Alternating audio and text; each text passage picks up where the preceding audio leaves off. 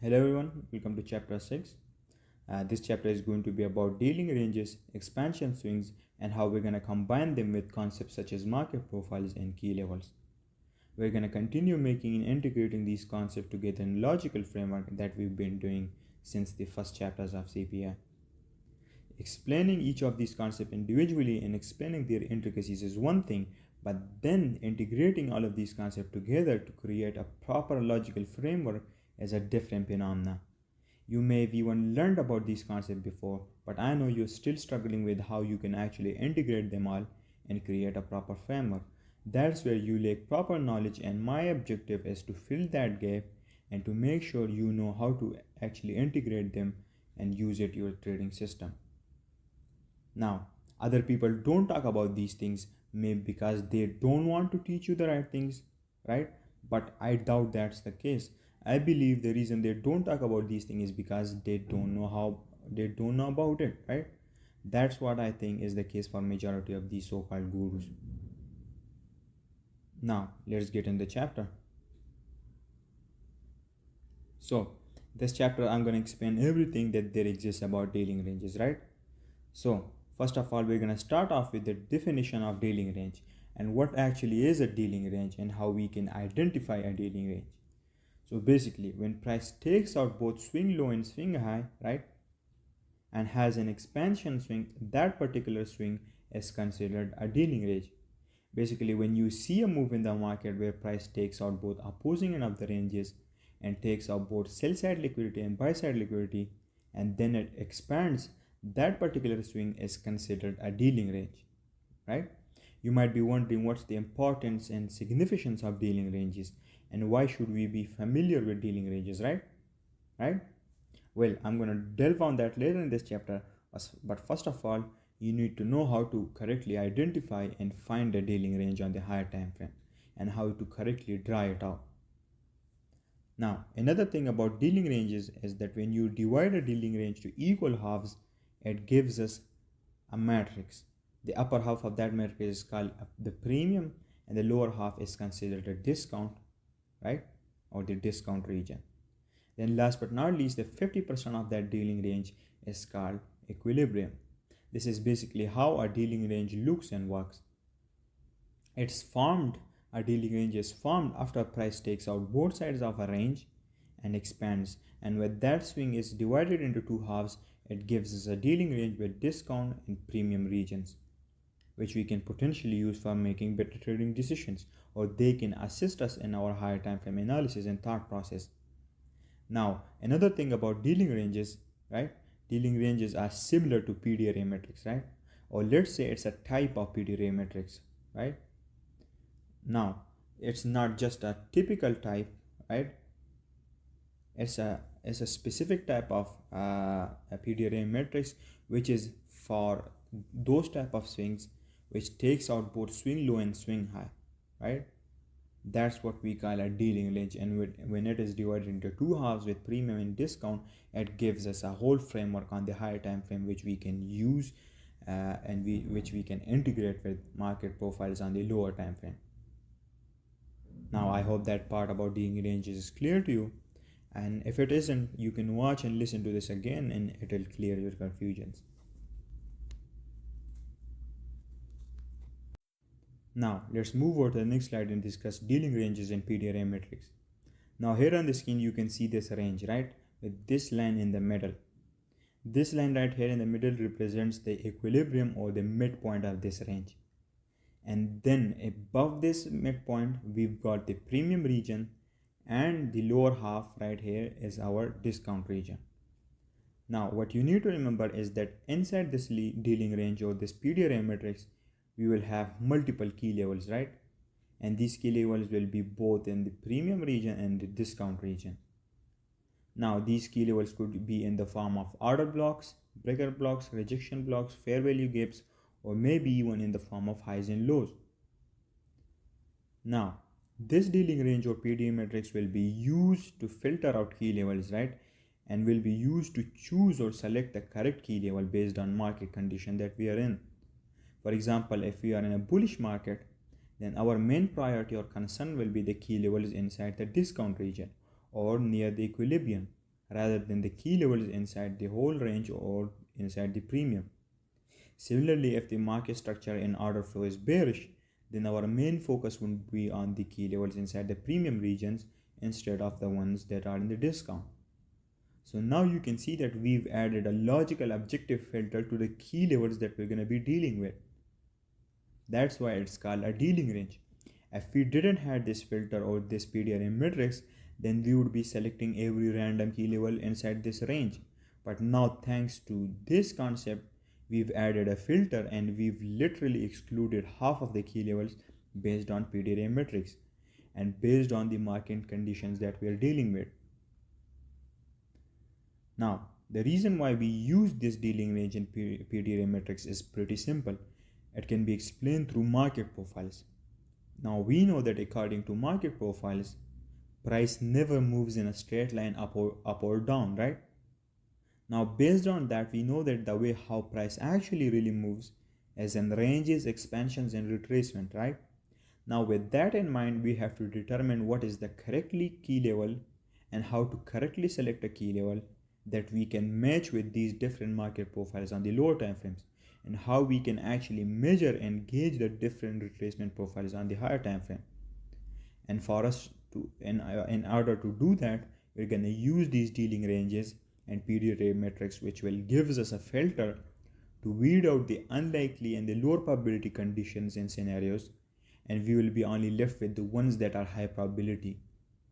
And our job as a trader is to stick with those scenarios and avoid the others. Now you're gonna have times where price will play out the lower probability scenarios, but your job is to not be intimidated by it, right? And be content with missing those moves and just following your plan no matter what. You should never be influenced by recency bias, right? That's a disaster for your trading and your analysis. If you're always after the new best thing and you always fall victim to the shiny object syndrome, right? Then you wouldn't be able to succeed in trading because you can't stick to one thing. That's why you need to have confidence in your system, and even if you miss moves, even if you lose trade, you must still have the confidence in your system and never let recency bias mess up with your head. That's the quality that separates the best traders from the losing ones. You must remember that at all times. Now, when I explain this whole chapter to you, you will have a proper filter and a proper logical framework in your hand, with which you will be able to catch high quality or high probability moves in the market. And if you consistently stick to those principles and those rules, right, with discipline, it's gonna completely change your trading. But there's a huge but. The thing is that you will also sometimes see moves in the markets where price will not respect a dealing range, right, and just breaks out of it without doing the right thing which is supposed to do, right? It's gonna do those things sometimes, right? And your job would be to classify those moves as lower probability moves and just let them play out without influencing your thoughts or your thought process, and just be content with missing them, because after all they are lower probability moves and your job is only to catch the ones that are high probability, right? And that gives you an edge over the markets, right? So that's how you will have to think about these things. I get many DMs from students saying, why did this not work, or why did I miss this move? And the plain and simple answer to that is basically how that's how the market moves.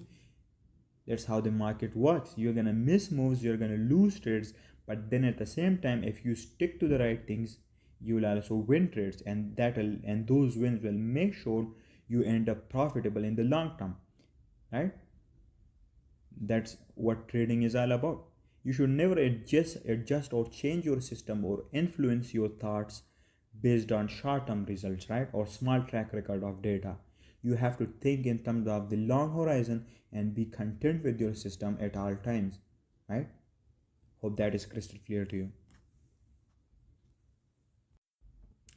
Now let's move on to the next slide and let's discuss dealing ranges in a bullish market or in a bullish scenario. So here you can see we've got this range low and range high right here, right? You can clearly see what happened here is that first of all we took out the range low right? And then we went above to take out the range high, and then we closed above it. Now when this swing ends and stops, that gives us a dealing range right here.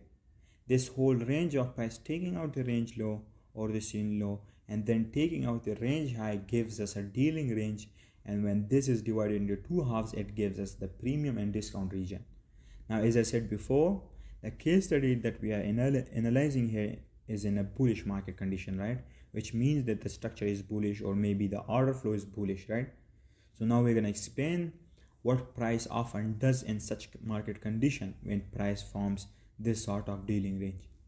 So right here with this expansion swing, or when this swing ends, it forms this swing high. We know that according to market profiles, we're going to retrace, right, before moving higher again. Now let's say there are multiple key levels both in the upper region and in the lower region, right? Meaning both in the premium and the discount region. Now you're going to be confused with whether which key level to choose and whether what's going to happen at each key level on the lower time frame. Now in order to clear those confusion and be more familiar with the market dynamics, we're going to use this dealing range and PDRA matrix, right? And divide this range into two halves with discount and premium, which also means that now the key levels have also been classified into two groups. So we've got the discount key levels, meaning the key levels that are in the discount region, and then the premium key levels which are in the upper half of this dealing range. Now based on that, if you're on a bullish market, our main focus and our main concern is going to be the key levels that lies in the discount region, because the market makers or the algo or whoever the fuck is moving the markets prefers to retrace price to the discount or the equilibrium of this whole dealing range to buy at a cheaper price before moving higher or continuing higher. That's how price usually moves. Similarly, in a case of a bearish market condition or bearish order flow, the algo or the market maker tends to retrace price to a premium region or to a key level inside the premium or near the equilibrium before moving lower, because they want to sell at an expensive or a premium price that will offer them more profits, right? Because their main objective is profits. And that's the basic analogy and thought process behind it, right?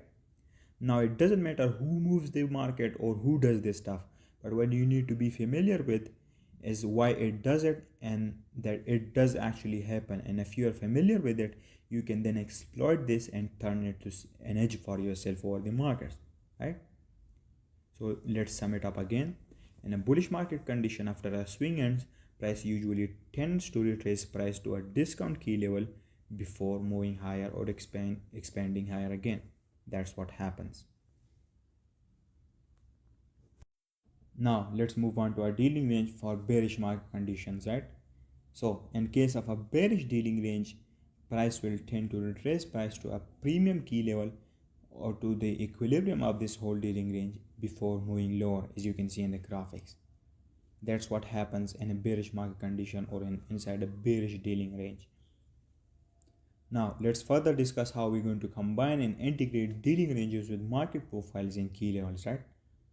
So first of all, in order to do that, we're going to use the correct time frame alignment and use them all in a proper manner.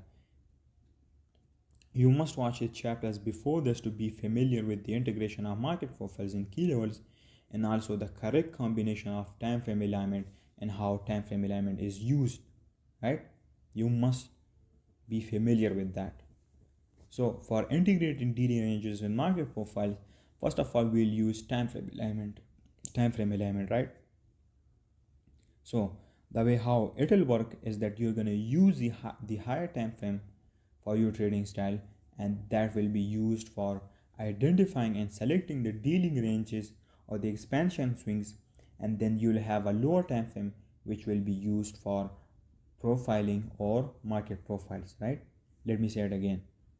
You will have a higher time frame for dealing ranges or selecting dealing ranges and finding key levels, and then a lower time frame for market profiles and profiling the markets or profiling the price movements, right? These will be the two main time frames you're going to use to properly integrate these concepts together, and you can use the time frame selections for it, right? That's how you're going to use them. Remember that, right? Now you might be wondering what's the importance of dealing range and PDRM metrics and how it can assist us in our analysis and in our trading, right? So here is the list of some of the things that dealing ranges and PDRM metrics will help us with, right? So first of all, the most important of all, dealing ranges are used as a filter, right? It will be used for filtering out key levels, right, and market profiles. Similarly, dealing ranges would be used to build a higher time frame narrative for your analysis, and you could use it to assist you in filtering your drawn liquidity and your buys. Dealing ranges are used to filter out your targets, right? You could even use it for that purpose as well.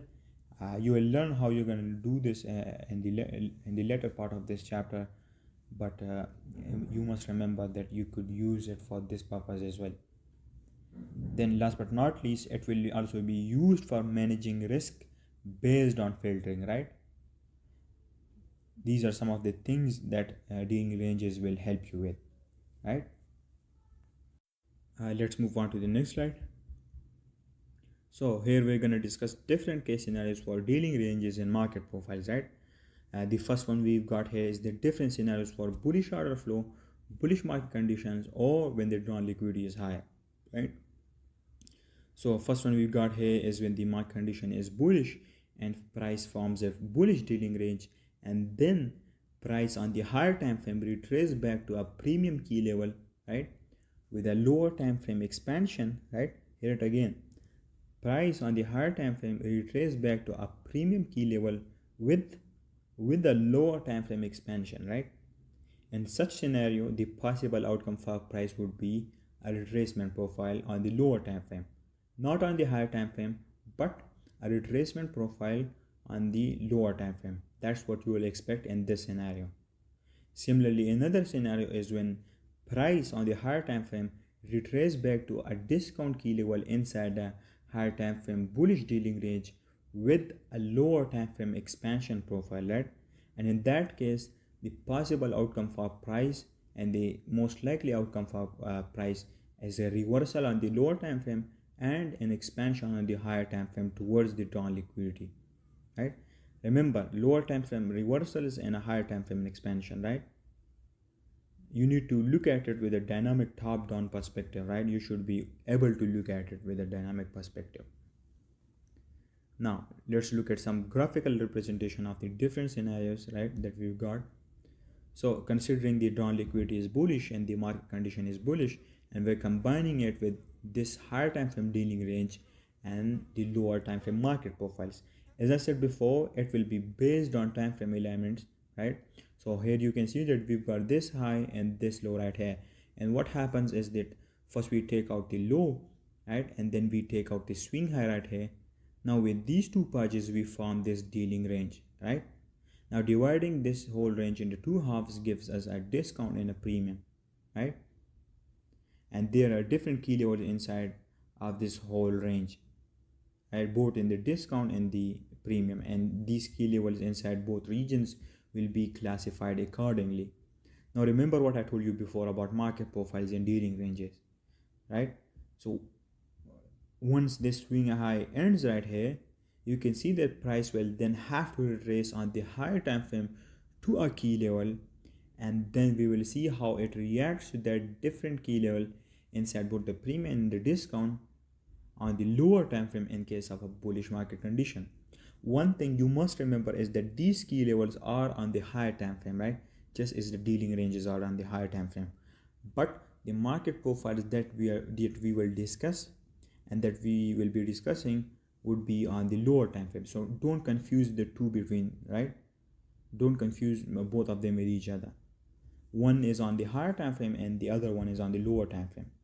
This whole dealing range and key level we are seeing, and this whole dealing range and key levels that we are seeing are on the higher time frame, where these profiles that you are seeing right here are a representation on the lower time frame, not on the higher time frame, but rather on the lower time frame, right? We are seeing what's happening on the lower time frame, right? I've just made it simple and plain for you on this graphical representation. Now you must remember this while going through this chapter, right? So it doesn't confuse you at all. So now on the screen you can see this blue line, right? This blue line is representing a key level. Now this key level could either be in the form of a breaker block or any different key level, right? That doesn't make a difference, right? You just need to remember that this blue line right here represents a key level on the higher time frame. And also along with that, this key level, you can see that it's in the premium region, it's in the upper half of this region. Now based on what I told you before, in a bullish market, price usually tends to retrace to a discount key level before moving higher, but in this case we've only retraced back to a key level in the premium region on the higher time frame, right? So based on this, we are only going to expect a retracement on the lower time frame, right, and not a reversal, right? Not a reversal on the lower time frame or an expansion on the higher time frame, right? Because we still have yet to retrace to a discount key level before we can move higher. Now there's going to be times where price expands straight away without testing a discount key level, right? But that's not a matter for us. What we need to remember is that more often than not, price will tend to definitely retrace to a discount, and that's what should matter to you. So let's see it again. We have this expansion on the lower time frame towards this key level, right? And which is in the premium region. And now based on the combination of this, the most likely outcome for price is a retracement, not a reversal, but a retracement. Now if you remember the first few chapter, you would remember that I told you that when expansion profile test a key level, the most likely outcome for price will be a reversal. But in this case, we've taken it further and we've made it more advanced. Now even with a key level, we're just going to expect a retracement instead of a reversal, because we've combined it with higher time frame dealing ranges and higher time frame premium and discount, which have given us further filter to our understanding of price movements and markets, right? So you can see we've added a more advanced filter to it, and you're building an advanced narrative, because first you would have expected a reversal and price might have stopped you out, but now you would only expect a retracement, right? So then you could manage your risk appropriately on any trade in the key level that are in the premium region in case of a bullish market condition, and you could be a bit more cautious with your trades in such market conditions, right? So let's move on. Here you can see on the charts the most likely outcome of price, what price is going to most likely do after it tests a key level inside the premium.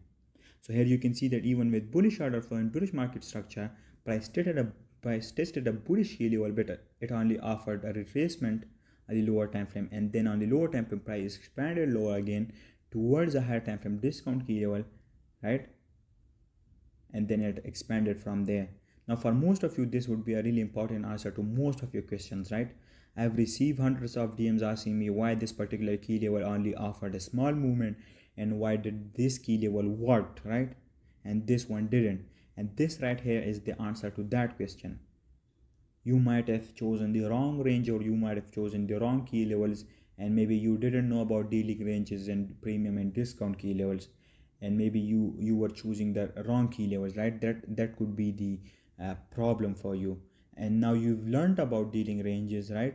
And now you know about how you're going to correctly identify and select a key level, and how you're going to be cautious around different key levels inside residing inside premium and discount based on market condition, right? Now you know about this, and now you can use it as a filter, and you can use it to build a narrative, right?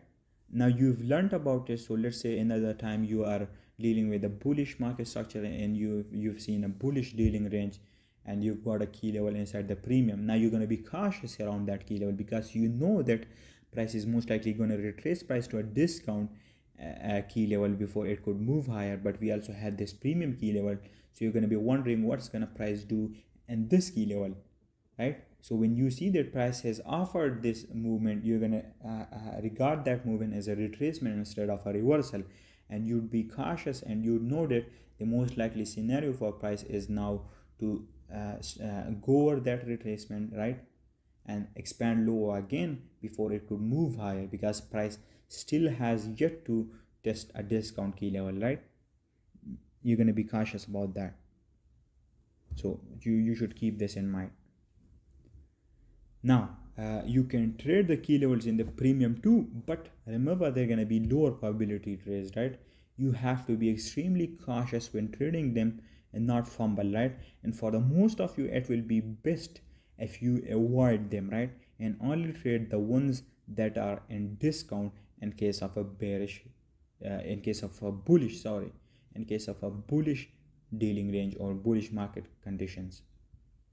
Now after retracement right here, you can see that price expanded lower again, and then with this expansion it tested the equilibrium and went into the discount region and tested a discount key level. And after that, the most likely outcome is a reversal and price reverse from there on the lower time frame, and that reversal on the lower time frame is gonna be an expansion on the higher time frame. You need to remember that this whole price action regarding market profiles is a retracement on the higher time frame, but but on the lower time frame it's been divided into these multiple market profiles, right? So you must remember that and not be confused by it, right? Now let's move on to another slide. So here we got the second scenario in case of a bullish draw and bullish order flow, right? Now what's gonna happen when they are combined with dealing ranges in lower time frame market profiles. So right here you can see that on the lower time frame we straight away expanded lower to a discount to the discount region and tested a discount key level. Now this key level, as I said before, could either be in the form of an order block or a breaker block, an FVG, whatever, right? That doesn't make that big of a difference. What you need to remember is that it's a discount key level. So in this case, price has done its retracement and it has now rebalanced the whole range, right? It has rebalanced this dealing range, and now it can have a reversal profile in the lower time frame straight away, which will be a higher time frame expansion, right? So now based on market profile, we know that when expansion profile tests a key level inside the discount region, it leads to a reversal profile, and that's exactly what would happen, right? And that's exactly what happened right here. Now let's move on to another slide now, right? So here we'll discuss the different scenarios and combinations for bearish market conditions, right? Or when the higher time frame drawn liquidity or the higher time frame order flow is bearish. So first of all, here we got the first combination, right? When price reaches a higher time frame discount key level inside the higher time frame dealing range with a lower time frame expansion, right? And a bearish dealing range. So in that case, the most likely outcome will be a retracement on the lower time frame. Similarly, the second scenario is when price reaches a higher time frame premium key level inside a higher time frame dealing range with a lower time frame expansion profile, and then in that case the most likely outcome will be a lower time frame reversal, which is going to look like a higher time frame expansion. So you can see clearly again we are adding filters further in the bearish scenario as well, right? Now let's move on to the next slide and let's discuss its graphical representation and how will it look, right? So here again you can see that we've got this range high and range low. Price took out the range high and then expanded lower to take out the range low and broke below it.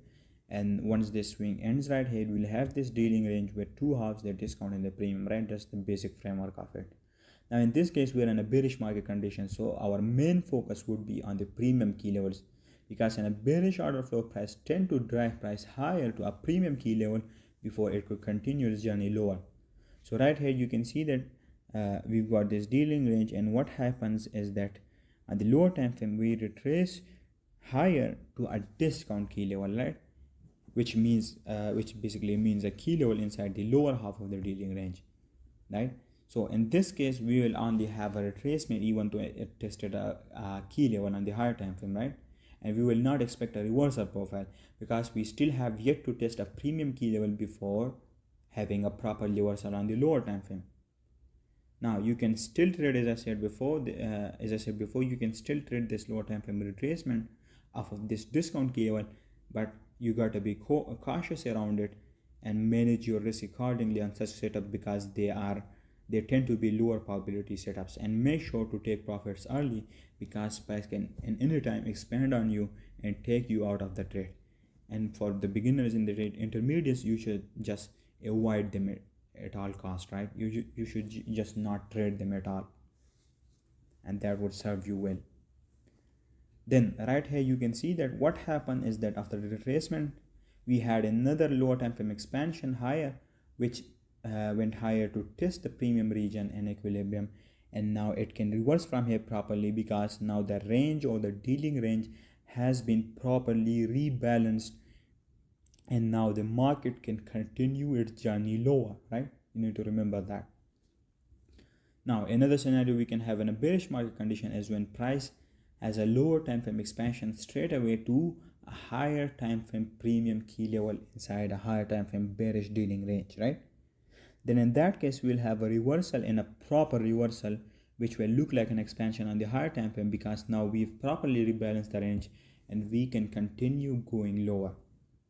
Now I want to make it clear again that the market profiling that we are doing right here will be done on the lower time frame, whereas the dealing range and the key levels will be chosen on the higher time frame, right? You need to remember that market profiling done on the lower time frame, and key level and dealing ranges chosen on the higher time frame. You must remember that, and you must use the correct time frame alignment and in the correct manner, right?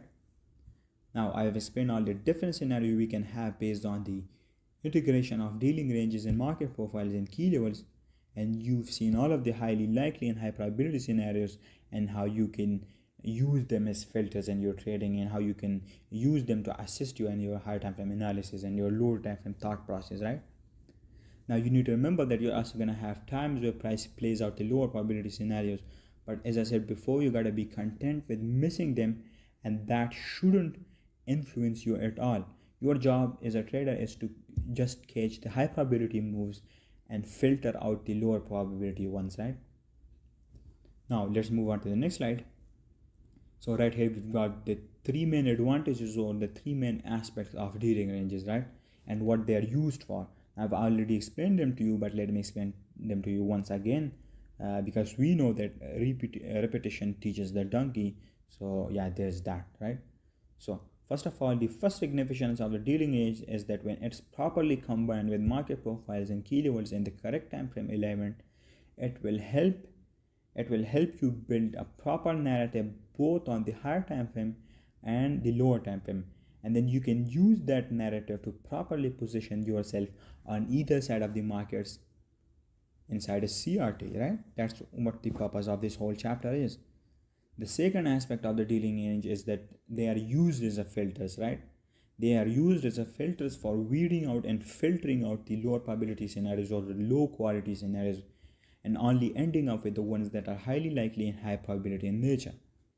Now remember the first few chapters about market profiles, and those chapters I taught you that when expansion profile tests a key level, the next likely profile is going to be a reversal profile. But now in this chapter you've learned and you saw that if you integrate dealing ranges with it, then that's not always the case, because you can also have a retracement too, and you'll have to look at the discount and premium levels before deciding whether we will have a retracement or an actual reversal profile on the lower time frame, right? That's what we call filtering, and that's what dealing ranges are mostly used for. The third aspect of dealing range is that it can be used for determining and refining your drawn liquidity, right? Let me tell you how. For example, if we are in a bullish market condition, if you've got a bullish dealing range, right? Now we know that in bullish market condition, price will tend to retrace price to a discount key level before moving higher, right? So with that factor in mind, when this swing ends right here and price start retracing to a discount key level on the higher time frame, your drawn liquidity on the lower time frame will be a discount key level or the equilibrium of this whole dealing range until price reaches the discount region in the equilibrium, and then you can trade towards the higher time frame drawn liquidity, right? And you can in the same way you can use the same concept for bearish market conditions too. Now let's move on to another slide. So here we got some important points regarding dealing ranges that you must be aware of, right? And the first one is that you should only trade the retracement and the reversal profiles on the lower time frame only after a lower time frame confirmation. and that confirmation could be in the form of a CSD or a change in the state of delivery, right? You must only trade those reversal and retracement profiles on the lower time frame only after a confirmation happens, right? You should never trade them before the confirmation. That's what you should stick to. If there is no CSD, then you shouldn't be trading it. A lower time frame confirmation in the form of a CSD gives you more conviction in your analysis and increases the probability, right? Now, the second point is that you should avoid trading the counter expansions followed by the retracement.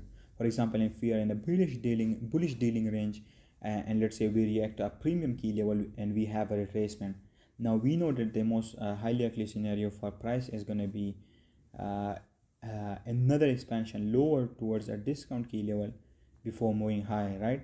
So the talking point here is that you should avoid trading that particular counter expansion because they tend to be lower probability, and you should rather trade the reversals followed after that expansions.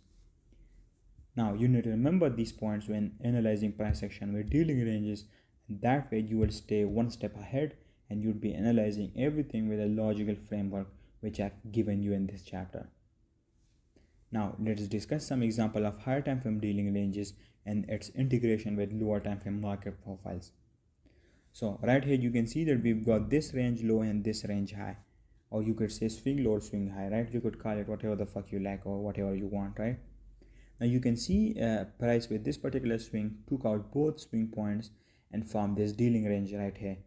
Now when we divide this whole range into two halves, we get the discount region and the premium region with their respective key levels, right?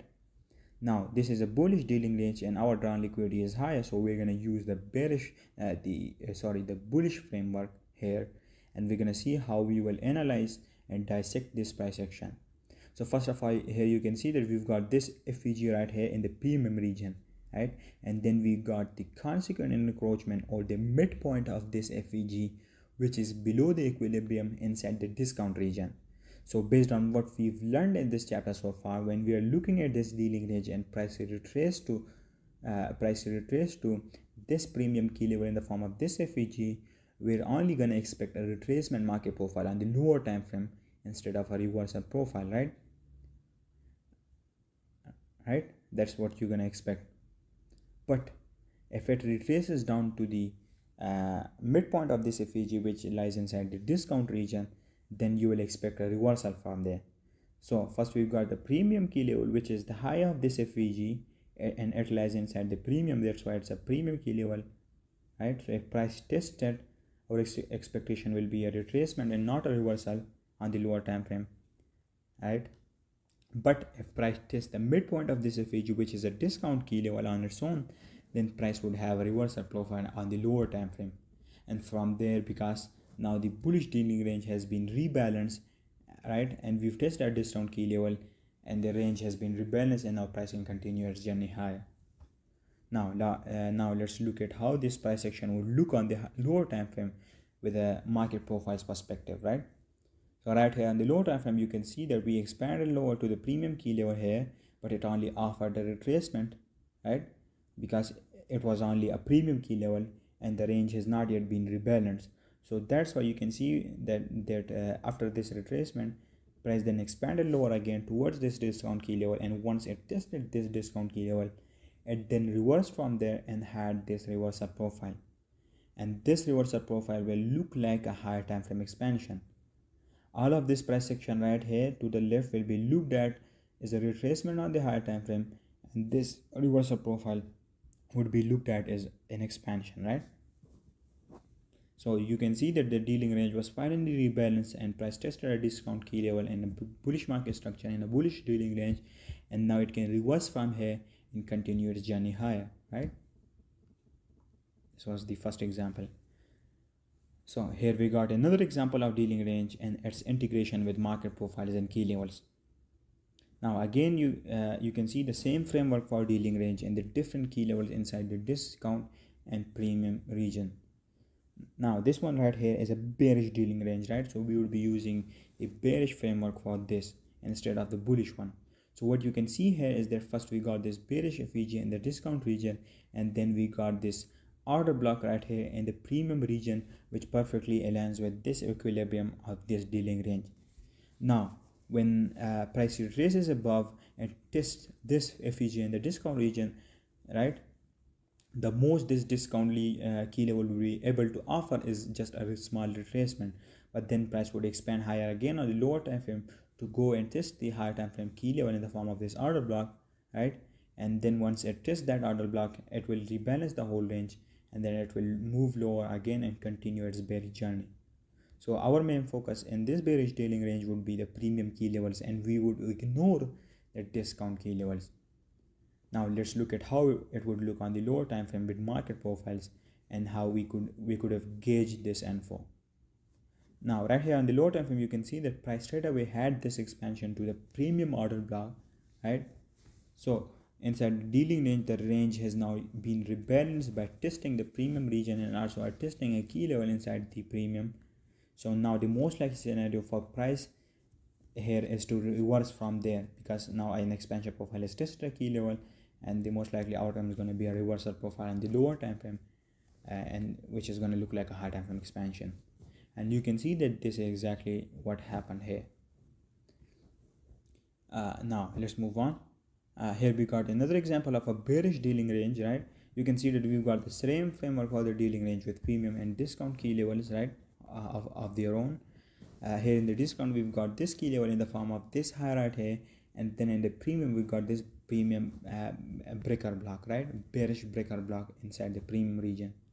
Now based on what we've learned so far, the discount key level will only able to offer a retracement on the lower time frame, and the premium key level will be able to offer a complete reversal on the lower time frame and an expansion on the higher time frame. Here you can see price went above to the premium region and tested a bearish premium breaker, and then it expanded from there on the higher time frame because it rebalanced the whole dealing range. Now this is how it would look on the lower time frame with market profiles. So you can see price took out first of all the discount key level in the form of this high right here, but you can see it only offered this retracement, but then price expanded above again and tested the breaker block, the premium breaker block key level on the higher time frame, and from there price reversed and exploded to the downside. This is exactly how you can catch expansions on the higher time frame and the reversals on the lower time frame. These are the exact same concepts you're gonna use in a logical framework to catch expansions or reversals, right? Now here are some of the important points regarding dealing ranges. Now the first one is that dealing ranges are mostly used to build a narrative, right? Once you build a narrative and all the different concepts are aligned with each other, you can then start looking for CRT towards the down liquidity and position yourself and trades on the lower time frame, right? Another point is that apart from dealing ranges, you can apply the same concept for expansion swings and typical ranges, right?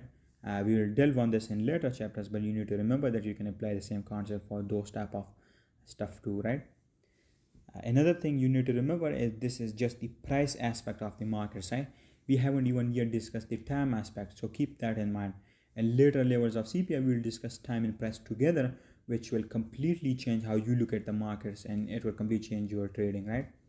But first of all, as I said before, you must build your fundamental understanding and your understanding of price action with this logical framework and look at it with this refined perspective. Now, another important thing about this concept is that dealing ranges only makes up like a quarter of the market movements, right? Most of the time price is either in a range or inside expansion swings. So when you go over your charts, you can apply these same concept to expansion swings and ranges too, and not just dealing ranges, right, but expansion swing and typical ranges too. Dealing ranges are just the advanced and the high probability versions of this whole framework, right, this logical framework. You must use the correct time frame alignment when using this framework, otherwise it won't work accurately, right? Now let's move on to another slide. Here we got dealing ranges and expansion swings, right? Now the difference between the two is pretty clear. A dealing range takes both sides, takes out both sell side liquidity and buy side liquidity in the form of range high and range low, and then it forms this swing right here, and when this swing is divided into two halves, it gives us a dealing range. But on the other hand, an expansion swings forms after a dealing range, and it only breaks above one side of the range, instead of 2. That's the difference between expansion swings and dealing ranges. This is how dealing range and expansion swing basically look in a nutshell. Now, as I said before, you can apply the same concepts for both of them, right? You need to remember that.